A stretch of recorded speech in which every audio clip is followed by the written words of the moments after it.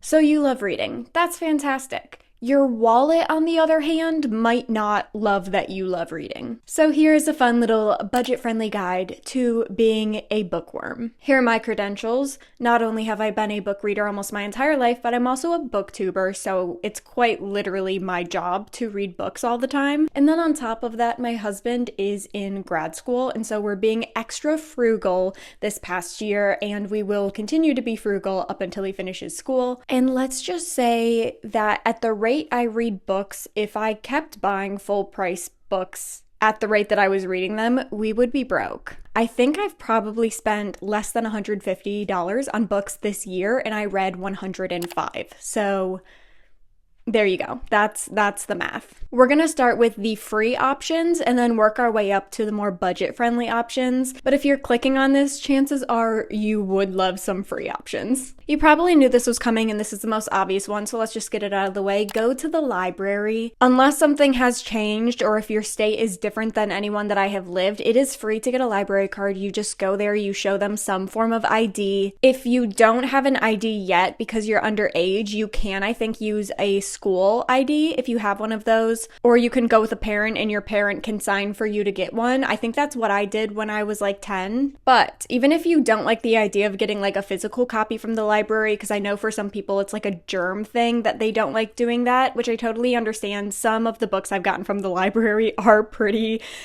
rough around the edges and look a little gross and dirty, so I totally understand where you're coming from. If that is the case, you still need your library card for this, but you need to get a Libby account. It's honestly the best thing ever. Not only do I use it on my iPad, but you can also use it on your computer or even your phone if your phone's the only device that you have. But using your library card, you make an account and you have access to the most insane amount of ebooks and audiobooks. The only downside to this is that you do have to wait in line for certain books, and the more popular a book is, usually the longer the wait is, but it is so worth it to save money on those books, and you can get a lot. I've had like 16 books at once before, and it was a great time. You get them for, it depends on your library. It could be between 14 days and 21 days, or maybe even 30 if your library is really amazing and nice and kind. But honestly, I can say that probably 80% of the books that I read this year were from Libby, so I did not pay a single penny to read them. And what's great about this too is that I don't end up in a situation where I buy a physical copy of a book and then I hate it. If anything, I'll read an ebook on my iPad from Libby, and then if I absolutely love it, then when I do have the budget, I can buy a physical copy and either reread it or just own it.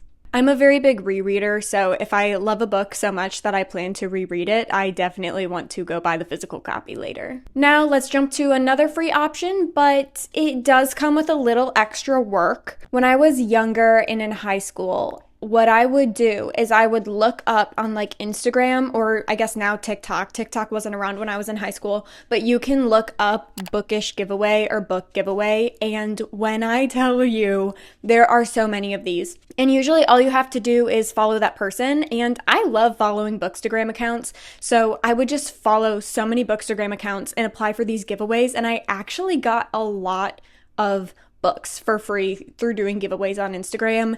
So maybe it's just a new age and a new time. I did do that a lot in high school, and I did have a good bit of books from that. So just look up the hashtag and scroll through, and if there's anything that you like or that's on your TBR, it doesn't hurt to apply for it. Also, there's just something very gratifying about winning giveaways, so that's just me. Now the last free one, and this one may be a little bit controversial, and I don't want to ruin any friendships over this because I'm not speaking from personal experience or anything, but it's possible. You can borrow a book from a friend. Now there's a lot of disclaimers attached to this one because you are asking someone to hand over a beloved item. So one, you are not going to pressure them or kind of put them in a corner or ask them in an emotionally manipulative way. You're just going to say, hey, this is a book I'd love to read. I know you have it. Would you mind if I borrow it? Two, be okay if they say no. If they're like, oh, well, this is kind of like my favorite book, or it's my annotated copy, or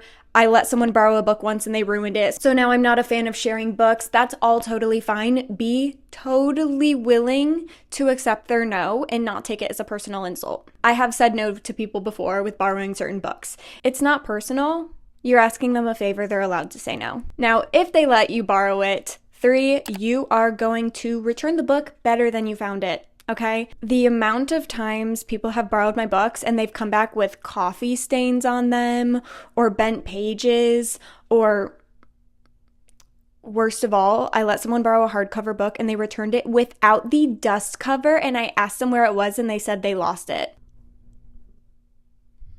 It's been 10 years. You'd think I'm over it. I'm still not. Like, how? Don't do that. Don't be that person. And then last but not least, commit to a return time when they give it to you. Don't take the book and then hold on to it for a month before you even start reading it. Only ask for the book if you plan on starting it like within the next couple days. And when you take that book back, say, hey, I'm probably going to take about a week to read this. If you haven't gotten it back from me in a week, can you remind me about this book? Or you can just say, hey, I'll have it to you by the end of the week, and then stick to that commitment. Like, don't give them a reason to worry. Or before you even take the book, if you're a slow reader, tell them ahead of time. Say, hey, I'm sorry, I'm a really slow... Don't apologize for being a slow reader, actually. Just say, hey, I'm a really slow reader, so it might take me about a month to read this. Is that okay with you? Good communication, guys. Goes a long way. All right, now we're going to jump to the ones that actually do cost a little bit of money, but it's definitely still way better than buying a book in mint condition. The first one, and one of my personal favorites, is the buddy swap. This is also just like a fun experience that you can do with a friend, but you both go to a bookstore, or maybe it's a book you already have on your bookshelves, but you both pick out a book that you want to read that the other person also wants to read. And then almost like a book club, you both read your own books, you switch books when you're done, and then you read the other person's book. Not only is that basically girl math for a buy one, get one free, but now you have 2 books that you can talk about with your best friend. Now for the next one, it's kind of tricky. You do have to get really lucky with this one, but you can thrift books. If you're only really reading new releases, this one isn't really going to work, but if you love classics or you like reading books that have been around for a while, definitely check out thrift stores or used bookstores. This is especially great for finding different editions of your favorite books or cute coffee table books. And who knows, maybe you read Twilight as a kid, but you never owned the books and you kind of wish you owned the books, and then you find like used editions of the Twilight books and then you can just have those, you know? Last but not least, and one of my favorites, local Barnes & Noble's employees, who I absolutely love. Every time I see her, she's very nice to me. But she did tell me about an app called Pango Books. Now I'm going to live scroll for this one so that you can actually see it, but it's called Pango Books and you just have to make an account. It's super easy, and it's people selling their used books. It's basically eBay, but just for books. You can tell them what genres you like, what authors you like. Honestly, it's really, really nice. And look at these prices. Like, for example, I have not read Shadow and Bone. I see a copy here for $4. It looks pretty nice, except for that big honking coming to Netflix sticker, which is so stinking dumb.